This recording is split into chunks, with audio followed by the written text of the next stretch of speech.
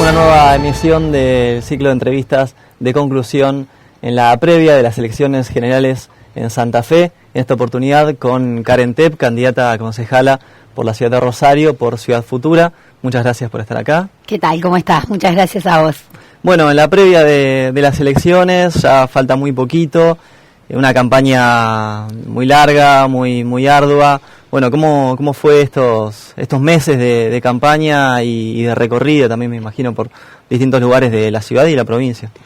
Creo que fue una gran oportunidad, tanto desde Ciudad Futura como el Frente Social y Popular, que encabeza a Carlos del Prade como nuestro candidato a diputado provincial. Fue la oportunidad de abrazarnos con organizaciones y proyectos políticos muy similares, pero con los cuales lamentablemente en lo electoral hasta el momento no habíamos podido confluir, y poder de alguna manera haber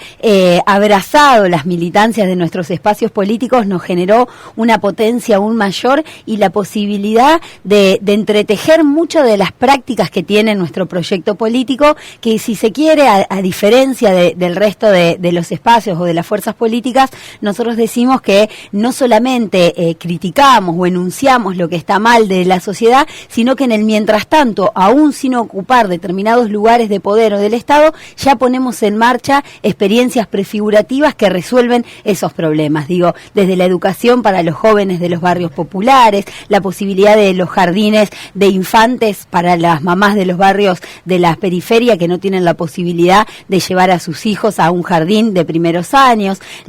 Por ejemplo, lo que fue la estrategia con Cotar, una empresa cooperativa de nuestra ciudad, que frente a la crisis del sector lácteo hemos podido sostener esa empresa en manos de sus trabajadores y ofrecerle a la ciudadanía de Rosario el precio de la leche a 33 pesos el litro. Digo, prácticas concretas que nos han permitido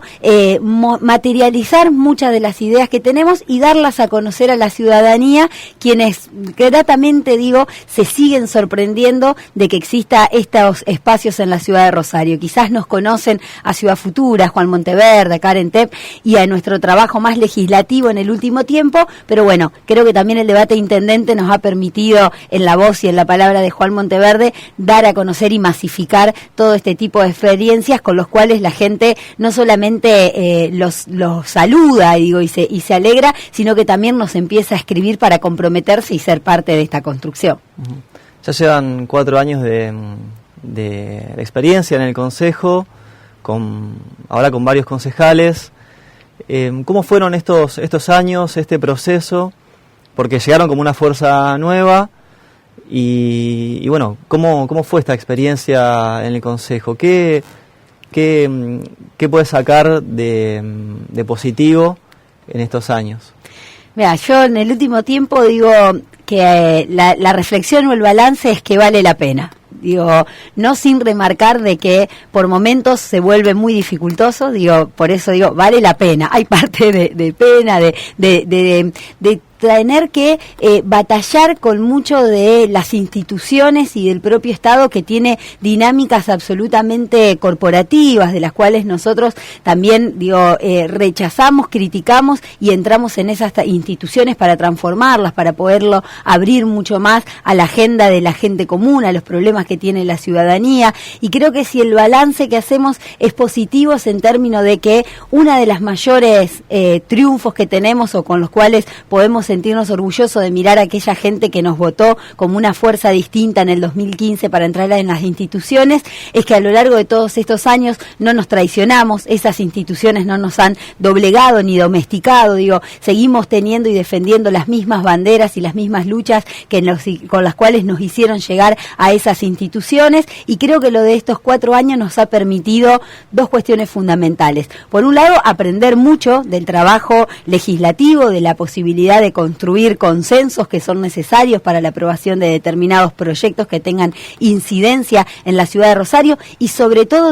ante cada oposición a un proyecto quizás que pueda enviar el Ejecutivo u otra fuerza política, generar y ofrecer una alternativa, no quedarnos solamente en la mera oposición, sino poder generar una alternativa, una propuesta alternativa a la que se viene proponiendo, y al mismo tiempo nos ha permitido la posibilidad de relacionarnos con muchos colectivos y con con muchas organizaciones y luchas de la ciudad de Rosario o territorios, grupos de vecinos específicos con los cuales los hemos podido acompañar desde el Consejo, pero también en otros ámbitos, a conseguir derechos como pueden ser las madres para que puedan hacer autocultivo de cannabis para la producción del aceite con uso de medicinal para el tratamiento de sus hijos y de sus hijas, los vecinos de barrio Cotar que están viviendo en un barrio que el Estado hacía más de 10 años había declarado inhabitable, pero que no les daba una alternativa de vivienda, y a lo largo de todo este proceso en el Consejo hemos podido acompañarlos y están ya empezando a construir las viviendas para esas 44 familias. Hay procesos que la verdad son muy satisfactorios porque lo que nos permiten dar cuenta es que esas instituciones se pueden transformar, y si uno pone las bancas y los espacios del Consejo o del Estado en pos de distribuir ese poder y de generar organización con la propia ciudadanía, las soluciones no solamente aparecen, sino que vamos prefigurando una sociedad mejor. Y si tuvieras que rescatar 3 o 4 proyectos de estos años que hayan justamente propuesto y que hayan sido aprobados o no en el Consejo, ¿cuáles serían? Creo que de los que logramos la aprobación fue la creación de la oficina de la Dirección de Empoderamiento y Asistencia a las Víctimas. Nosotros cuando entramos al Consejo, una de las batallas que habíamos dado ya fuera de las instituciones fue visibilizar la violencia urbana en nuestra ciudad, y sobre todo cómo eso afectaba a muchas familias de los sectores populares, cómo las economías delictivas y el narcotráfico tienen un saldo que es la vida de muchos jóvenes en nuestra ciudad, que lamentablemente el Estado y los medios masivos de comunicación y el Poder Judicial durante muchísimo tiempo justificaban como ajustes de cuenta, y a partir del caso de lo que fue el triple crimen de Villa Moreno pudimos romper con eso y dar a conocer de que había una situación muy grave en la ciudad de Rosario, que estábamos cuadruplicando la tasa de homicidios a nivel nacional y que eso no estaba en la agenda de la ciudad, y que muchas de esas familias que tenían una víctima producto o de las economías delictivas o incluso de casos de inseguridad por el crecimiento de la violencia urbana no tenían los recursos necesarios muchas veces para poder resolver cuestiones básicas, desde el cajón al momento de la muerte hasta poder atravesar un proceso judicial. Poder haber logrado la aprobación y el reconocimiento por parte del Estado de que existe en nuestra ciudad un grupo de personas que lamentablemente están siendo víctimas, sus familiares están siendo víctimas y en muchos casos pierden la vida, y poder hacer un acompañamiento por parte del Estado con recursos para mejorar la situación de ese grupo familiar es una de, si se quiere, de las ordenanzas que hemos presentado, la única que tuvo una aprobación, de las ordenanzas con mayor envergadura, que tuvo una aprobación en el Consejo y que entendemos que fue algo que estaba ausente de la agenda. Nos queda hacia adelante poder cambiar la agenda en lo que tiene que ver en materia de urbanismo y de vivienda. Creo que hay por parte de las fuerzas políticas, el resto de las fuerzas políticas, un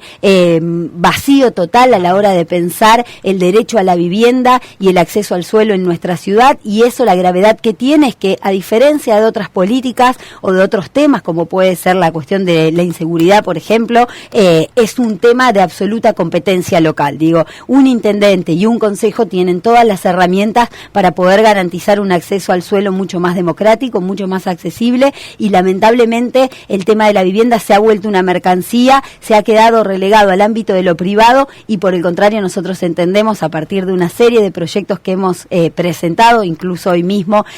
lo que fue la posibilidad de construcción de el primer parque de vivienda pública de alquiler en lo que era la ex cárcel allá en Richeri y Montevideo, son todas iniciativas que quedan para la agenda de los próximos años, lograr los consensos y generar también dentro de la sociedad civil grados de conciencia, de movilización y de organización para que este tipo de temas empiecen a estar en la agenda pública y no estén tan silenciados como hasta este momento. ¿Y qué otros temas ustedes notaron resistencia por parte del resto de los concejales para ser tratados? Mira, creo que uno es la intervención en el mercado inmobiliario y digo, la posibilidad, nosotros lo que más criticamos es casi la monopolización que hay de la construcción de todo lo que tiene que ver con el mercado inmobiliario en la ciudad de Rosario y una dinámica que se ha armado donde las instituciones y el poder político terminan siendo débiles con los fuertes y fuertes con los débiles. Entonces, en ese sentido creemos que hay que instrumentar distintos mecanismos que permitan democratizar la construcción dentro de la ciudad, que otros actores, que empresas constructoras de mediana y pequeña escala puedan tener injerencia y participación a la hora de construir la ciudad y no se termine concentrando todo en un pequeño grupo de empresas casi monopólicas en la ciudad de Rosario. Todos estos temas generan mucha resistencia. Digo, las posibilidades de avanzar en esa agenda cuando se tocan intereses concretos son muy difíciles. Creo que en eso también es necesario un segundo punto, que es donde vemos la resistencia, la transparencia en el funcionamiento de las instituciones. Todas las medidas que hemos tratado de impulsar desde que somos concejales, que tienden a que las instituciones del Estado sean más transparentes, que quede más claro cuál es la participación y el vínculo entre el sector público y el sector privado en nuestra ciudad, han siempre tenido resistencia. Hemos logrado, dentro de las únicas medidas, es la posibilidad de que el recinto de sesiones hoy tenga una pantalla y un sistema de votación digital a la hora de los temas más difíciles para que pueda quedar registrado cómo vota cada fuerza política. Antes de que, o apenas nosotros entramos al Consejo, los votos se hacían a mano alzada y vos tenías que confiar en quien contaba de que no se esté en una decisión ajustada, no esté cambiando algún voto. Y otra cuestión que todavía no hemos logrado consenso es, por ejemplo, que todo lo que tiene que ver con el funcionamiento de las comisiones donde se tratan cada uno de los expedientes y donde participamos los concejales, puedan funcionar dentro del recinto, puedan también ser televisadas, puedan tener una versión taquigráfica, para de esa manera jerarquizar el debate y que también los concejales y concejalas se hagan más cargo de algunas opiniones que quizás tienen por ahí puertas adentro y que no terminan argumentando públicamente. Sí, ustedes nacieron, o el movimiento, el partido nació como un espacio territorial, por lo cual conocen el territorio y los barrios quizá como pocos concejales en la ciudad. ¿Cuáles son las carencias o las principales necesidades de los vecinos? Mira, nosotros creemos que es fundamental poder, desde el Ejecutivo Municipal, hacer uso de una herramienta que ha logrado la lucha de los movimientos populares, de las organizaciones sociales y de algunas otras organizaciones como Techo, por ejemplo, a nivel nacional, que es poder haber llevado adelante por primera vez en la historia de nuestro país un registro nacional de barrios populares. Esto es algo que parece simple, pero que no existía en las agendas de los gobiernos, que era que los barrios populares de las ciudades estén en los mapas oficiales, ¿no? Era cuando un vecino de un barrio trata de ir a buscar la conexión a algún servicio o la mejora en su barrio, no aparece en los mapas oficiales, ¿no? Porque todo lo que tiene que ver con los asentamientos irregulares, digo, uno lo comprueba con los discursos por ahí de muchos funcionarios que dicen, bueno, vamos a terminar el gobierno con la ciudad con 100% cloacas, 100% agua potable, y todo eso está hablando de que están invisibilizando más de 110 barrios populares que tiene la ciudad de Rosario, donde viven más de 35.000 familias en zonas donde no tienen ese acceso a los servicios básicos, ni siquiera a los mínimos, y que eso claramente repercute en las condiciones de vida, en la vida cotidiana, ¿no? Entonces, para nosotros, que exista a partir a nivel nacional de la lucha de las organizaciones ese registro, que se haya logrado la sanción de una ordenanza como es la expropiación de todas las tierras de los barrios populares, es un mecanismo fundamental para que los municipios y la provincia tomen las iniciativas y empiecen a generar procesos de urbanización en esos asentamientos irregulares que le puedan garantizar a los vecinos el acceso a los servicios básicos que tiene cualquier ciudadano en la ciudad formal, como se llama, ¿no? Entonces creo que en ese sentido lo fundamental es visibilizar que esos vecinos y vecinas son parte de la ciudad y que por lo tanto tienen los mismos derechos a vivir en una ciudad con las condiciones de vida digna, y creo que en ese sentido hay una deuda muy grande pendiente de la gestión del socialismo, que por 30 años ha hecho una no intervención recién a partir del Plan ABRE, pero nunca ha intervenido en esos sectores porque decía que justamente eran sectores irregulares y que hasta que el Estado no llegue con procesos de urbanización y demás no se iban a garantizar derechos. En el mientras tanto, los vecinos y las vecinas de esos barrios se autoadministran esos servicios básicos y en muchos casos están en exposiciones, sobre todo con lo que tiene que ver con la energía eléctrica, de situaciones de vulnerabilidad muy grande y hasta ponen en riesgo su vida muchas veces para poder garantizarse ese acceso a los servicios. Entonces, creo que ahí hay una prioridad y que hay herramientas y que hay avances que se han hecho desde las organizaciones que venimos más de los barrios, solamente falta la voluntad política de ponerlo como un tema central en la agenda.